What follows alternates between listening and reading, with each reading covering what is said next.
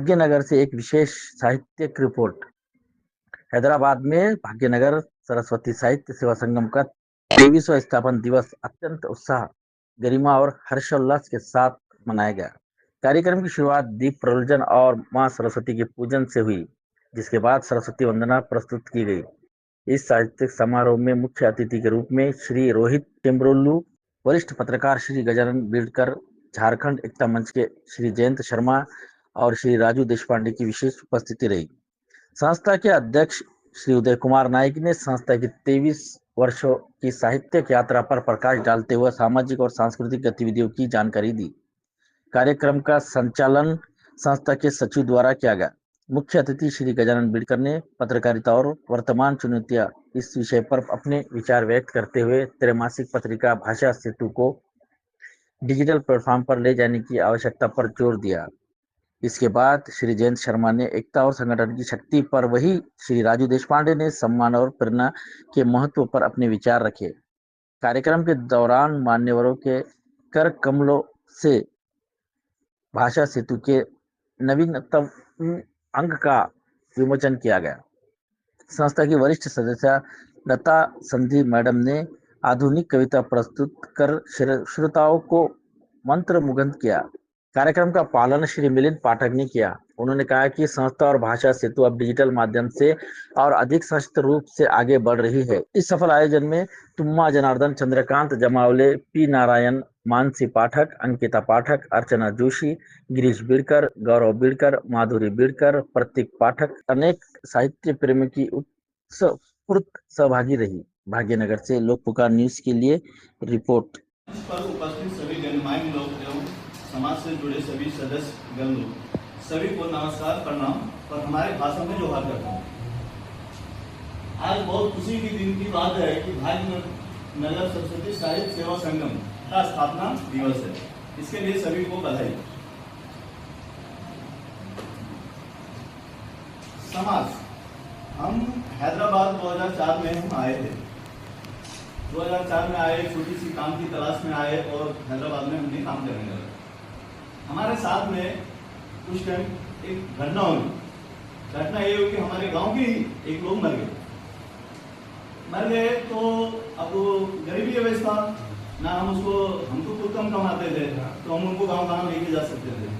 तो हमने 2-4-10 लोगों अपने गांव वालों को भी बोला, भाई चलो ऐसा हो गया, आखिर हमारे पहचान का नहीं है पर झारखंड का है, तो हम लोग उसको मदद करके उसका जो भी है, उसके बीवी बच्चे रो रहे, हम लोग गाँव तक इसको पहुँचाएंगे कैसा। लेकिन लोग कोई तैयार नहीं हुए उसमें, और हम अकेला कुछ कर भी नहीं सकते थे।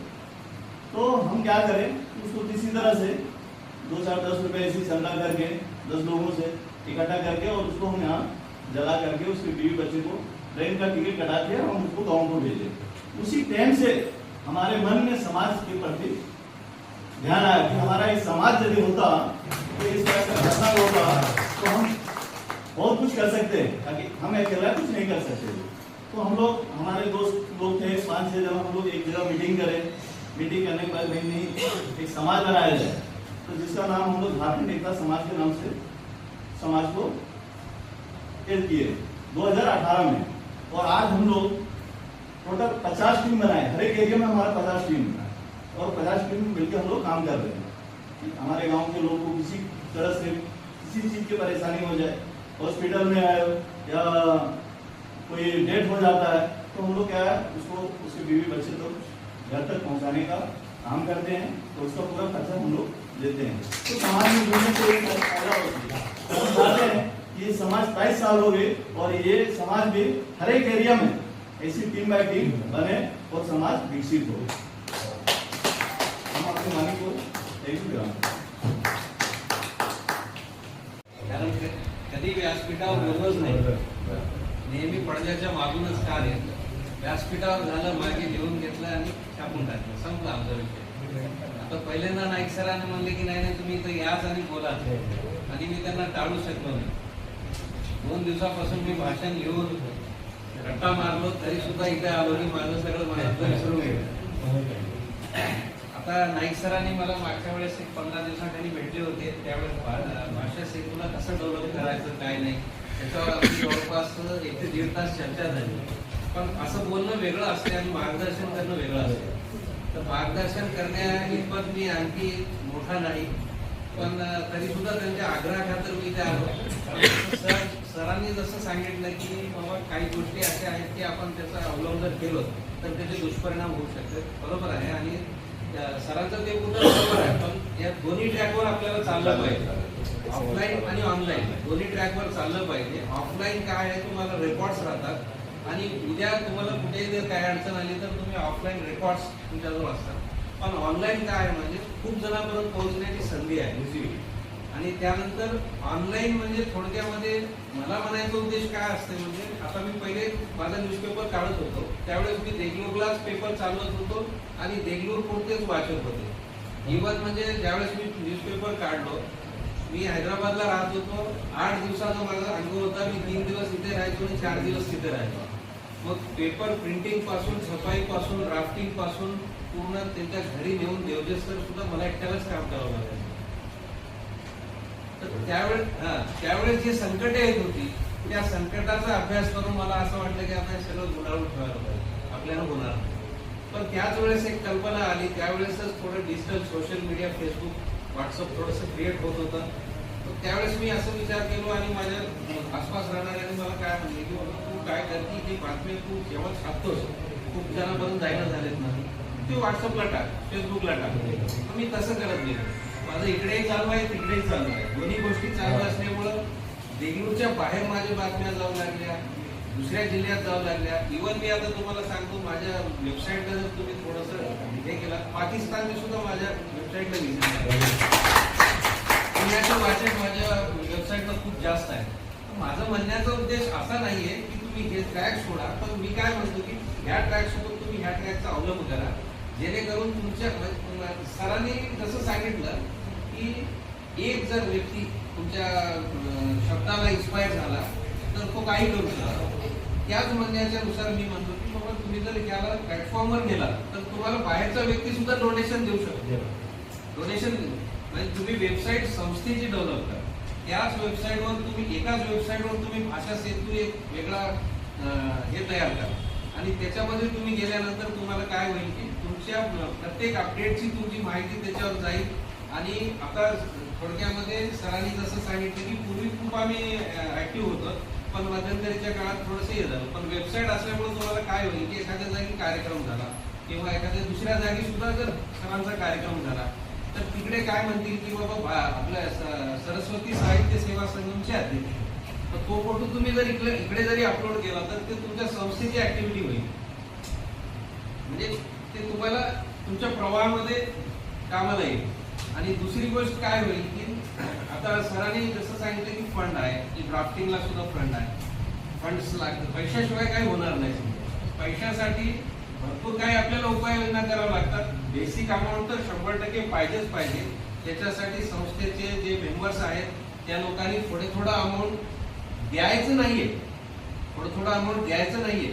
तुम्ही बसून एक चर्चा करून सगळ्यांनी आहे ना थोडं अमाऊंट ठराविक वेळेसाठी तिकडे डिपॉझिट करायचं आणि त्या अमाऊंटवर जे व्याज येईल त्यामधून तुम्ही खर्च करू शकता.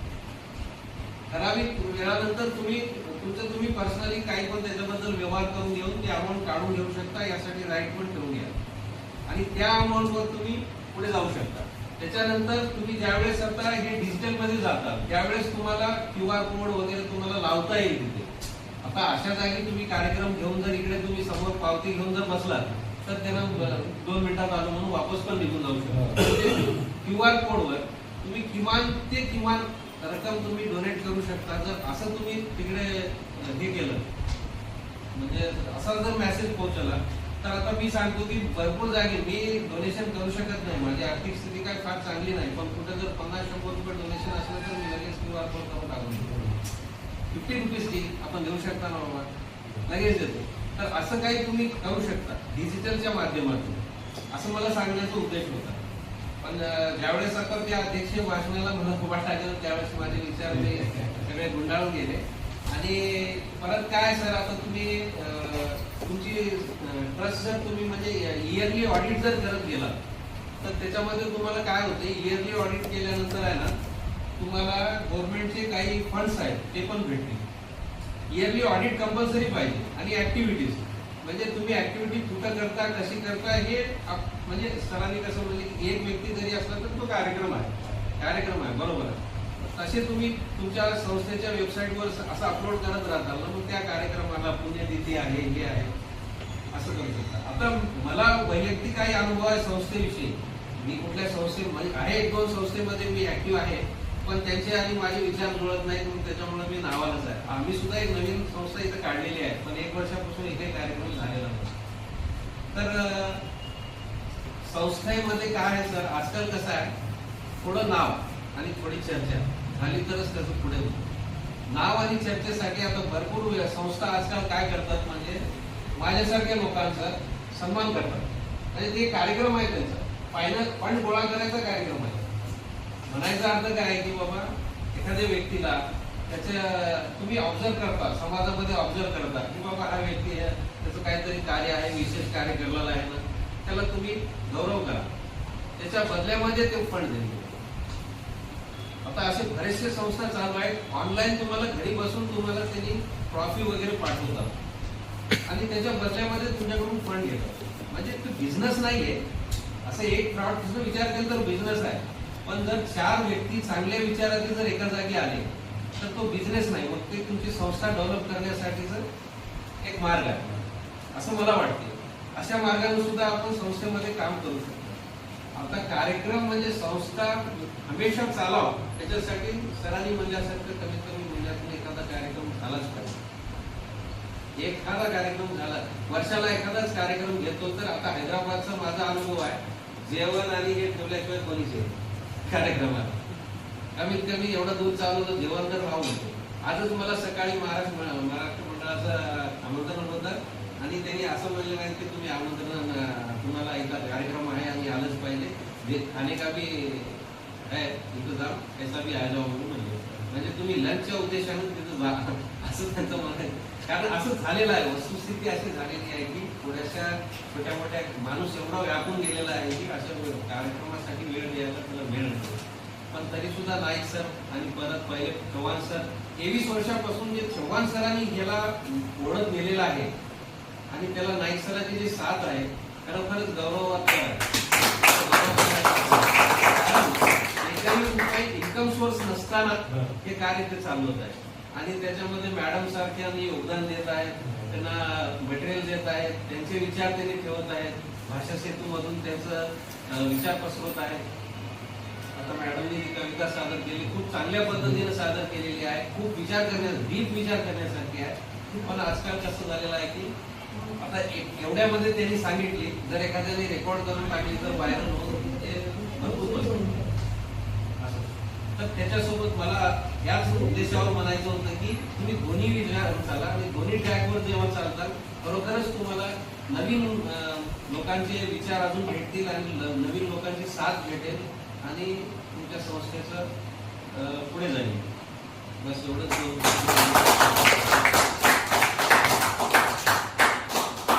माझ्या छोट्याशा व्यक्तिमत्वाला इकडे बोलावून सन्मानित करून माझे 2 शब्द माझे विचार इकडे सांगण्यासाठी मला नाईक सरांनी आमंत्रित केलं आग्रहित केलं. कारण मी पडद्यामागचा कलाकार आहे. मी नेहमी पडद्याच्या मागे राहून काम करायचं माझं सवय आहे. पण नाईक सरांनी पहिली वेळेस मला पडद्याच्या पुढे बोलावलेलं आहे. त्यामुळे जे भावना आहेत ते थोडंसं मी भारावून गेलेलं आहे. तरी मी पूर्ण प्रयत्न करेन की मी माझे 2 शब्द व्यवस्थित तुम्हाला समजावू शकेल. आणि दुसरी गोष्ट आहे नाईक सरांनी मला विनंती केली होती की थोडं हिंदीत बोलायचं पण मला मराठीत बोलण्याची जास्त सवय असल्यामुळे हिंदी मी बोलतो पण हिंदीमधून माझ्याकडून ते शब्द निघणार नाही त्यामुळे मी मराठीत बोलणार. सर्वप्रथम या संस्थेला 23 वर्ष झाल्याबद्दल मी संस्थेचे खूप स्वागत करतो. आणि त्यानंतर मला इथे बोलण्याची संधी दिली माझे विचार करण्याची संधी दिली त्याबद्दल आभार व्यक्त करतो. माझा परिचय मी गजानन गंगाधरराव बिडकर राहणार देगलूर जिल्हा नांदेड. मला गेल्या 25 वर्षापासून पत्रकारितेमध्ये लिखाणाची छोटे मोठे कॉलम लिहिण्याची असा अनुभव आहे माझा. आणि गेल्या 11 वर्षापासून मी माझं वर्तमानपत्र चालवतो साप्ताहिक महिमा खादीचा या नावाने. वर्तमानपत्र सुरू केलं 2014ला. आता तुमच्या संस्थेला जसे तुमचे फाउंडर आहेत चव्हाण साहेब, तसे माझ्याही मागे माझे गुरु आहेत चव्हाण साहेबच आहेत. त्यांच्या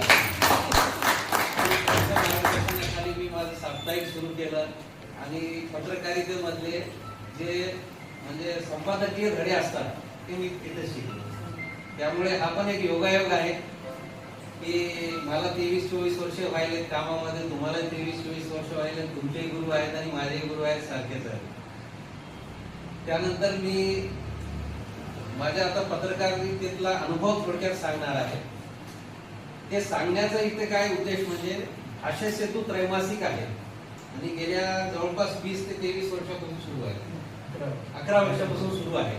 11 वर्षापासून त्यांचंही वर्तमानपत्र सुरू आहे, माझंही 11 वर्षापासून सुरू आहे. माझं साप्ताहिक आहे, त्यांचं त्रैमासिक आहे. पण ह्या बदलत्या काळामध्ये मी थोडंसं माझे जे अनुभव आहेत या संस्थेच्या भाषा सेतू संपादकीय मंडळासोबत मी शेअर करू इच्छितो.